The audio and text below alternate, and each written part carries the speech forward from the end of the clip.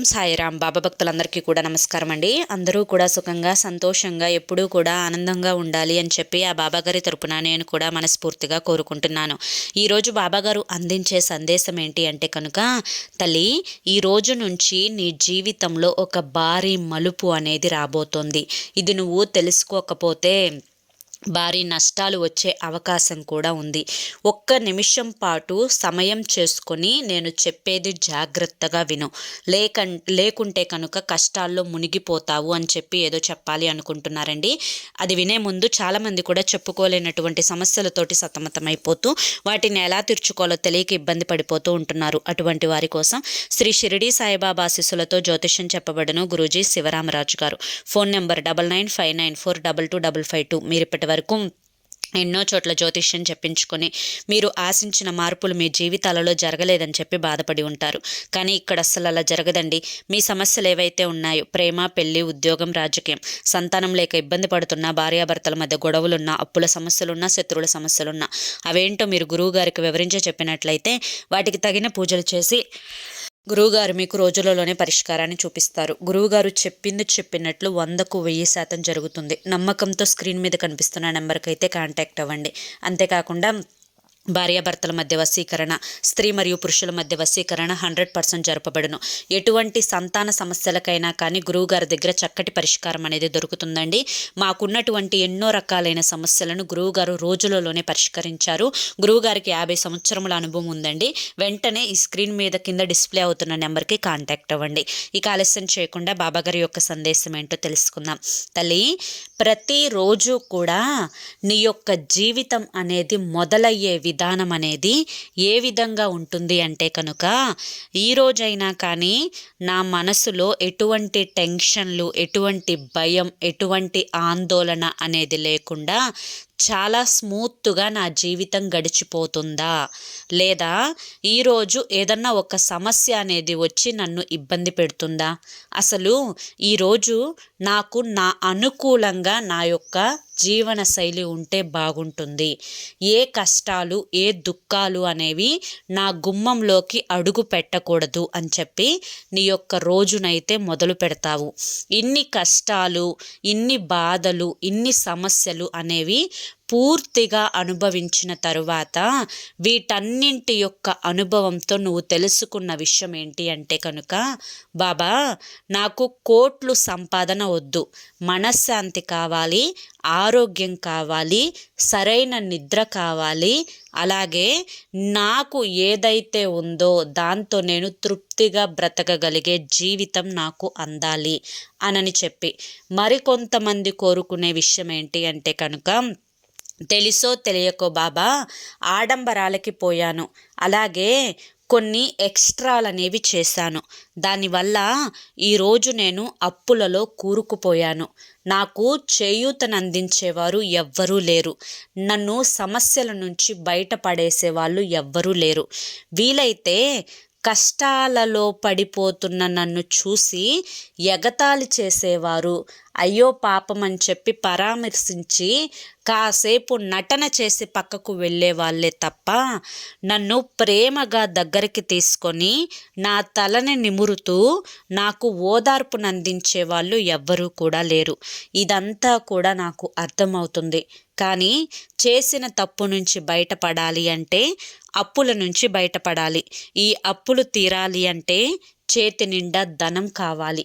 ధనం కావాలి అంటే నేను చేస్తున్న పనిలో నాకు చక్కటి అదృష్టం కలిసి రావాలి అని చెప్పి కోరుకుంటూ వారి యొక్క జీవితాన్ని మొదలు పెడతారు.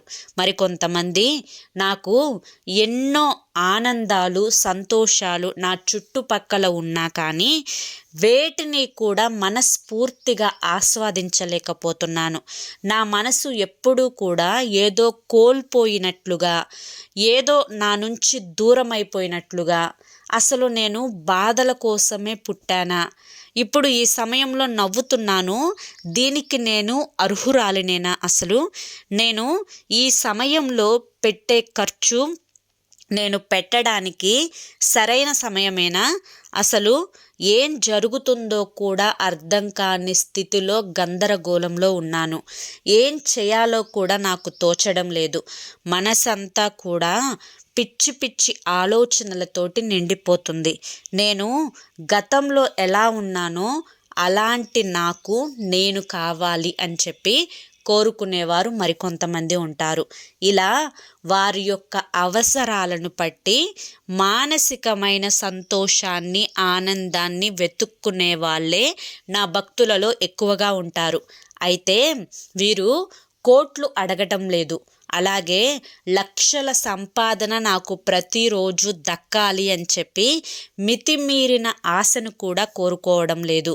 నా భక్తుడు ఎప్పుడైనా కానీ ఉన్నదాంతో తృప్తిగా బ్రతకాలి, ఎవరి మనస్సుని బాధ పెట్టకూడదు, ఎవరు కూడా నా యొక్క మాటల వల్ల కానీ చేతల వల్ల కానీ ఎప్పుడు బాధపడకూడదు, కన్నీరు పెట్టకూడదు అనే విధంగానే ఆలోచిస్తారు.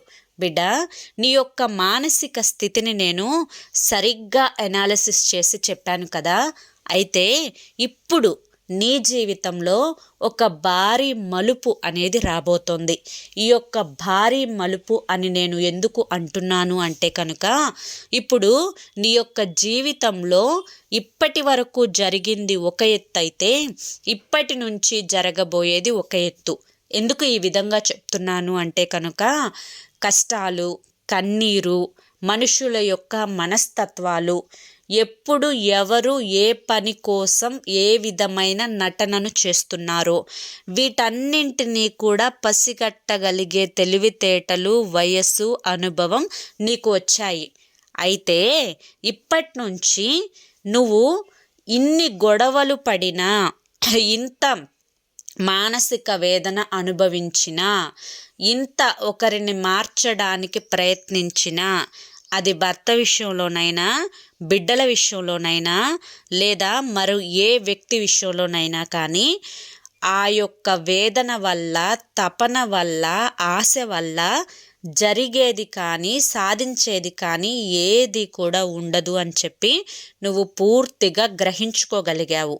ఇప్పటి నుంచి నువ్వు వేసే ప్రతి అడుగు కూడా తెలివిగా వెయ్యాలి అని నా యొక్క మాట. ఈ రోజు నుంచి ఈ యొక్క నువ్వు తెలివిగా వేసే అడుగు ఏదైతే ఉంటుందో ఈ అడుగుని బట్టి నీ జీవితం అనేది అదృష్టాల వైపుకు అడుగు పెడుతుంది.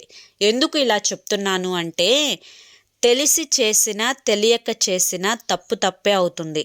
చిన్నపిల్లవాడు ఎర్రగా కనిపిస్తుంది, పువ్వులాగా ఉంది అని చెప్పి నిప్పుని పట్టుకుంటే ఆ బిడ్డకు తెలియదు వాడు పసివాడు అని చెప్పి నిప్పు ఆ బిడ్డ చేతులని కాల్చకుండా ఉంటుందా? కాలుస్తుంది కదా. అలాగే అన్నీ తెలిసిన వాడు పట్టుకున్నా కూడా నిప్పు కాలుస్తుంది. ఇక్కడ నువ్వు చేసే తప్పు అనేది తప్పు అని నీ మనసుకి అనిపించినప్పుడు దానిని ఆపడానికి నీ మనసు అంగీకరించకపోయినా, తప్పు అని తెలిసిన తర్వాత దాన్ని ఆపకపోతే అది ఖచ్చితంగా నీ పొరపాటే అవుతుంది. ఇది నువ్వు మొదటిగా తెలుసుకోవాల్సిన విషయం. ఇక రెండవది ఏంటి అంటే కనుక, ఎదుటి వారితో వ్యక్తిగతమైన వాదన, ఎదుటి వ్యక్తి నా మనిషి అని చెప్పి అతనిలో లేదంటే ఆవిడలో మార్పు రావడం కోసం నువ్వు పడే తపన, ఆవేశం, ప్రేమ, ఆలోచన అన్నీ గుర్తుంచుకో తల్లి. తపన, ప్రేమ, ఆవేశం, ఆలోచన. అలాగే నువ్వు ఏదైతే ఉన్న దాంట్లో తృప్తి పడకుండా, ఉన్నదాన్ని చూసుకొని సంతోషపడకుండా ఇంకాస్త ఎక్కువగా ఆశపడుతూ అతి ఆశకు పోవడం. ఇక తరువాత విషయం వచ్చేసేసి, నువ్వు నీ అనుకున్న వారి యొక్క మాటను వినకుండా నీ యొక్క మనసు ఏదైతే కొన్ని జరగవు, కొన్ని లేవు, కొన్ని అసలు నీకు నీ దగ్గరకు రావు అనుకున్న వాటి గురించి కూడా లేనిపోని టెన్షన్లు పడుతూ భయాన్ని, ఆవేశాన్ని, ఆందోళనను పెంచుకోవడం. ఇక్కడ నేను చెప్పిన మాటలను నువ్వు జాగ్రత్తగా గమనించాలి తల్లి. ఎందుకు ఇలా చెప్తున్నాను అంటే, వీటిని పట్టే నీ జీవితం ఒక భారీ అదృష్టపు మలుపు తిరుగుతుంది, లేదా నువ్వు భారీ కష్టాల్లో కూరుకుపోయే ప్రమాదం కూడా ఉంటుంది. ఎందుకంటే జీవితం అనే ఈ యొక్క పాఠశాలలో మనిషి తను పాఠశాలలో నేర్చుకున్న దానికంటే కూడా ఎక్కువ విద్యను, అనుభవాన్ని నేర్చుకుంటాడు. కాబట్టి ఈ యొక్క పాఠశాల నీకు నేర్పించిన విద్యను నువ్వు ఆ యొక్క మనసులో పెట్టుకొని ఆచరించకపోతే నష్టం నీకే. ఇప్పటి నుంచి నువ్వు తెలుసుకోవాల్సిన విషయం ఏంటి అంటే కనుక, నిన్ను నువ్వు జాగ్రత్తగా చూసుకోవడం, నిన్ను నువ్వు ప్రేమించుకోవడం. నువ్వు ఎంత సరైన ఆహారాన్ని తీసుకున్నా, నువ్వు టైంకి నిద్రపోవాలి అన్నా నీ యొక్క మనసు అనేది ప్రశాంతంగా ఉండాలి. లేకపోతే నువ్వు తిన్న ఆహారం నీ శరీరానికి సహకరించదు, అంటే నీ శరీరానికి వంట పట్టదు. నువ్వు ప్రతిరోజు కూడా బలమైన పదార్థాలు తిన్నా కూడా నీకు నీరసంగా అనిపిస్తుంది, లేదా నువ్వు ఏ పని చేయడానికి సిద్ధంగా లేవు. పదే పదే నీకు పడుకోవాలి, కూర్చోవాలి అని చెప్పి అనిపిస్తుంది. నీ మనసంతా ఏదో కోల్పోయిన విధంగా అనిపిస్తుంది అంటే నువ్వు డిప్రెషన్లో ఉన్నావని అర్థం. ఆ యొక్క డిప్రెషన్ నుంచి బయటకు రావాలి అంటే సంతోషకరమైన మార్గాన్ని వెతుక్కోవాలి. దానికోసం నీకు సంతోషాన్ని కలిగించే వారితో మాట్లాడటం, నీ మనసుకు నొప్పిని కలిగించే వారితోటి, నిన్ను తిట్టే వారితోటి, ఎంత మంచి చేసినా కూడా నిన్ను వెతికే వారితోటి నువ్వు దూరంగా ఉండటం. నువ్వు సంతోషంగా ఉండటం కోసం ఏ పనులు చేసుకుంటే సంతోషంగా ఉంటావు, ఏ పనులు చేసుకుంటే ఆరోగ్యంగా ఉంటావు అనే దాని మీద దృష్టిని పెట్టి, మనసుకు ఏదైనా కానీ బాధ కలిగితే దాన్ని నువ్వు లైట్గా తీసుకోవడం మొదలుపెట్టాలి. ఇక నువ్వు ఒకరితోటి పోల్చుకోవడం అనేది పూర్తిగా ఆపివేయాలి. ఇక నువ్వు రెండవది గుర్తుంచుకోవాల్సిన విషయం ఏంటి అంటే కనుక, నువ్వు నీ అనుకున్న పరాయి వాళ్ళని దూరంగా ఉంచాలి. అంటే ఎవరైతే ఇప్పటి వరకు నా మనిషి, నా వ్యక్తి, నా కోసం అని చెప్పి ఆలోచిస్తున్నటువంటి వ్యక్తులు ఉన్నారో వారు నీ యందు ఆ విధంగా ప్రవర్తించినప్పుడు అటువంటి వారిని ఎంతవరకు ఉంచాలో అంతవరకు ఉంచితేనే మంచిది అన్న విషయాన్ని గుర్తుంచుకో. ఎందుకు ఈ మాట చెప్పాను అంటే కనుక, బిడ్డ, నీ యొక్క మనసు చాలా విసిగిపోయింది. దీనికోసం ఆలోచించి వారిని మార్చడం కోసం ప్రయత్నించి ఎన్నో రకాలైన గొడవలను ఆడి ఇంట్లో మనశ్శాంతి లేకుండా చేసుకొని, అలాగే ఎప్పుడూ కూడా వారి ఆలోచనలతోటే నీ యొక్క జీవితాన్ని గడుపుతూ చాలా సమయాన్నే ఇప్పటి వరకు వృధా చేశావు. ఇప్పటికైనా కానీ ఆ సమయం అనేది నీ కోసం కేటాయించుకొని అటువంటి వృధా మనుషుల కోసం నీ విలువైన సమయాన్ని వృధా చేసుకోకుండా నీ అనే ఆ యొక్క మాటను పక్కన పెట్టేసేసి నీ గురించి ఆలోచించుకునే ప్రయత్నం చేయి. ఇక్కడ కడుపులో లేని ప్రేమ అనేది కాళ్ళ మీద పడినా కూడా రాదు అనే మాట నువ్వు గట్టిగా అండర్లైన్ చేసుకోవాలి. ఎందుకు అంటే నువ్వు ప్రేమ కోసం ఎప్పుడూ కూడా ఎవరి ముందు చెయ్యి చాపకూడదు, ఎవరిని కూడా అడుక్కోకూడదు. ఒకరిని అడుక్కుంటే వచ్చేది ప్రేమ కాదు, అది జాలి, దయ, నటన తప్పితే నిజమైన ప్రేమకు అక్కడ స్థానం అనేదే లేదు అని గుర్తుంచుకో.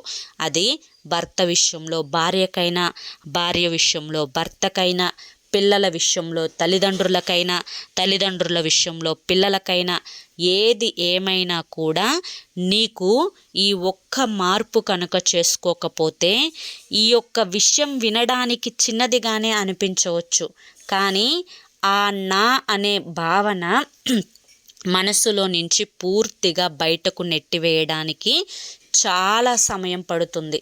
అది నువ్వు ఎంత తొందరగా చేసుకోగలిగితే, ఎంత తొందరగా బయటపడగలిగితే నీ జీవితం అంత ప్రశాంతంగా ముందుకు వెళ్తుంది అనే విషయాన్ని గుర్తుంచుకో. ఇక అన్నింటికంటే కూడా నువ్వు తెలుసుకోవలసినటువంటి మరొక ముఖ్యమైన విషయం ఏంటి అంటే కనుక, నీ అనుకున్న నీ బంధువులలోనే నీకు శత్రువులు ఎక్కువగా ఉంటారు. నువ్వు మంచి చీర కట్టుకున్నా, మంచి బట్టలు వేసుకున్నా, మంచి బంగారం వేసుకున్నా, చక్కగా అందంగా రెడీ అయ్యి కాస్త తలలో ఒక మూర పూలు పెట్టుకున్నా కూడా వారి యొక్క 2 కళ్ళతోటి అస్సలు చూడలేరు. ఆ కళ్ళల్లో నిప్పులు పోసుకుంటారు. నువ్వు ఎప్పుడు నాశనం అవుతావా, నీకు ఎప్పుడు అనారోగ్య సమస్యలు వస్తాయా, నువ్వు ఎప్పుడు ఏడుస్తావా, నువ్వు ఎప్పుడు ఇంట్లో గిలగిల కొట్టుకుంటూ మీరు భార్యాభర్తలు తన్నుకు చేస్తారా, ఇలా అనేక రకాలైన క్రూయాలిటీ మైండ్ తోటి క్రూరంగా ఆలోచించే బంధుమిత్రుల శత్రువర్గంలో నువ్వు బ్రతుకుతూ ఉన్నావు. కాబట్టి అటువంటి వారి యొక్క ఆలోచనలకు నువ్వు ఆర్జ్యం పోసినట్లుగా నీ యొక్క ప్రవర్తన ఉండకూడదు. వారు నిన్ను ఎలాగున్నా కానీ చూడలేరు. ఎలా ఉన్నా నీ మీద ఈర్ష్యను చూపిస్తారు, అసూయను చూపిస్తారు. అటువంటి వారి గురించి ఆలోచన కూడా పిచ్చ టైం వేస్ట్. కాబట్టి వారి గురించి ఆలోచన మానేసి వారి యొక్క ఆనందాలకు ఆర్జ్యం పోసే పనులు నువ్వు చెయ్యకు. ఆ పనులేంటి అంటే కనుక ఇంట్లో గొడవలు ఆడుకోవడం, భార్యాభర్తల మధ్య కీచులు ఆడుకోవడం, పిల్లలని అరవడం, భర్తను అరవడం, భార్యను అరవడం, ఇంట్లో ఎప్పుడూ రణరంగమైన వాతావరణం అనేది క్రియేట్ చేసుకోవడం, ఇటువంటివి చేయకు. ఈ విధంగా చేయడం వల్ల ఈ ఇంటి గుట్టంతా బయటకు వెళ్ళిపోయి మీ కుటుంబంలోకి కొత్త వ్యక్తి వచ్చి సలహా ఇస్తున్నాడు అంటే అక్కడ నీ కుటుంబ పరువు నీకు నువ్వే తీసుకున్నట్లవుతుంది. ఈ విషయం చాలా జాగ్రత్తగా మైండ్లో ఉంచుకో. దీనివల్లే చాలా వరకు కూడా నీ యొక్క పరువు అనేది డిపెండ్ అయి ఉంటుంది. ఆలోచించుకో. ఇక తరువాత నువ్వు అన్నింటికంటే ముఖ్యంగా తెలుసుకోవాల్సిన మరొక విషయం ఏంటి అంటే కనుక బిడ్డ, మనశ్శాంతికి మించిన, మనోధైర్యానికి మించిన మందు మరొకటి లేదు. ఇప్పటి వరకు అనేక రకాలైన అనారోగ్య సమస్యలతోటి బాధపడుతున్నావు. అది గ్యాస్ట్రిక్ అయినా, మైగ్రేన్ అయినా, లేదంటే కనుక యాంగ్జైటీ అయినా, బీపీ అయినా, షుగర్ అయినా, మోకాల నొప్పులైనా, లేదంటే కనుక నడుము నొప్పి అయినా, థైరాయిడ్ అయినా, ఏదో ఒకటి మనిషికి ఏదో ఒక సమస్య అనేది ఇప్పటి రోజుల్లో సర్వసాధారణమైంది. ఈ యొక్క సమస్య అనేవి కేవలం నీకు మాత్రమే వచ్చాయి. వాటి గురించి నీకు ఆ బాధ అనేది ఉండవచ్చు. అలాగే వాటి గురించి నీకు ఏదో తెలియని ఆందోళన అనేది ఉండవచ్చు. కానీ వాటిని నువ్వు సరైన వైద్యుడి దగ్గర చూపించుకొని దానికి తగ్గ మెడిసిన్ వాడుకొని అక్కడితో ఆ ప్రాబ్లంకి నువ్వు ఫుల్ స్టాప్ పెట్టేసేయాలి. అయ్యో నాకు ఈ సమస్య వచ్చింది, అయ్యో నాకు ఇప్పుడు ఈ సమస్య నుంచి నేను ఎలా బయటపడాలి, అయ్యో నాకు ఇప్పుడు ఏం జరిగిపోతుందో, అయ్యో నేను చనిపోతానేమో, ఇటువంటి భయాలను మనసులో ఎప్పుడు పెట్టుకోకు తల్లి. ఎందుకంటే ఎంత మంచిగా ఉన్న వ్యక్తి అయినా కూడా చూస్తూ చూస్తూ కళ్ళ ముందు చనిపోయే వ్యక్తులు ఉన్నారు. ఎప్పుడు ఎవరు ఎలా రాసి పెట్టి ఉంటుందో అలాగే వెళ్ళిపోతారు. ఇక్కడ ఏదో రోగం వచ్చిందని చెప్పి వాళ్ళు ముందు వెళ్ళిపోవడం, ఆరోగ్యంగా ఉన్నవాడు 100 ఏళ్ళు బ్రతుకుతాడని అనుకోవడం, ఇది ఏది కూడా నమ్మదగిన విషయాలు కాదు. ఈ యొక్క జీవితం అనేది నీటి మీద బుడగ లాంటిది. చక్కగా 24 సంవత్సరాలున్న వ్యక్తి, మంచి వయసులో ఆరోగ్యంగా ఉన్న వ్యక్తి స్కూటీ మీద వెళ్తుంటే అకస్మాత్తుగా యాక్సిడెంట్ అయ్యి స్పాట్లో చనిపోయాడు. అతనికి ఏ జబ్బు చేసిందని చనిపోయాడు? కాబట్టి ఇక్కడ ఏ జబ్బుల గురించి ఆందోళన చెందాల్సిన అవసరం లేదు. ఏ ఆస్తుల గురించి కంగారు పడాల్సిన అవసరం లేదు. ఏ మనుషుల గురించి అతిగా ఆలోచించాల్సిన అవసరం లేదు. నీ యొక్క మనోధైర్యమే నీకు మందు. నీ యొక్క మానసిక ప్రశాంతతే నీకు అమృతం. నీ యొక్క సరైన నిద్రే నీ యొక్క ఆరోగ్యానికి అది అంటారు కదా సంజీవని అని, అలా సంజీవనిలాగా పనిచేస్తుంది. బిడ్డ, ఈ ఒక్క చిన్న జీవితంలో ఇవన్నీ కనుక నువ్వు తెలుసుకొని నీ జీవితంలో మలుపు అనేది నువ్వు తిప్పుకోకపోతే నువ్వు ఇలాగే కష్టాల్లో కూరుకుపోతావు. ఇలాగే నీ జీవితం అంతా ఆందోళనలతోటి, కొత్త కొత్త రోగాలతోటి ఇలా నీ జీవితాన్ని మార్చడం ఎవరి తరం కూడా కాకుండా పోతుంది. కాబట్టి నేను ఒక తండ్రి స్థానంలో ఉండి ఏం చెప్పినా కూడా అది నీ మంచు కోసమే అని చెప్పి నన్ను నమ్మినట్లయితే నేను చెప్పిన మాటలని మనసులో పెట్టుకో. అర్థమైంది కదా? పెట్టుకోవడమే కాదు, ఆచరించి చూపించు. మరి ఈరోజు బాబాగారు అందించిన ఈ సందేశం మీ అందరికీ కూడా నచ్చింది, అర్థమైంది అని చెప్పి అనుకుంటున్నాను. నచ్చింది, అర్థమైంది అని చెప్పి అనిపిస్తే ఈ వీడియోకి ఒక లైక్ ఇవ్వండి. లైక్ ఇచ్చిన వెంటనే హైప్ అని వస్తుంది, హైప్ ఇవ్వండి. కింద కామెంట్ సెక్షన్లో ఓం సాయిరామ్ అని చెప్పి టైప్ చేయండి. మొదటిసారి మన సాయి పిలుపు ఛానల్లోకి వచ్చినట్లయితే మన ఛానల్ని సబ్స్క్రైబ్ చేసుకొని సపోర్ట్ చేయండి. మరి రేపు మరొక మంచి వీడియోతోటి మళ్ళీ కలుసుకుందాం. మరి కొంతమంది బాబా మిత్రులకు ఈ వీడియోని షేర్ చేయండి.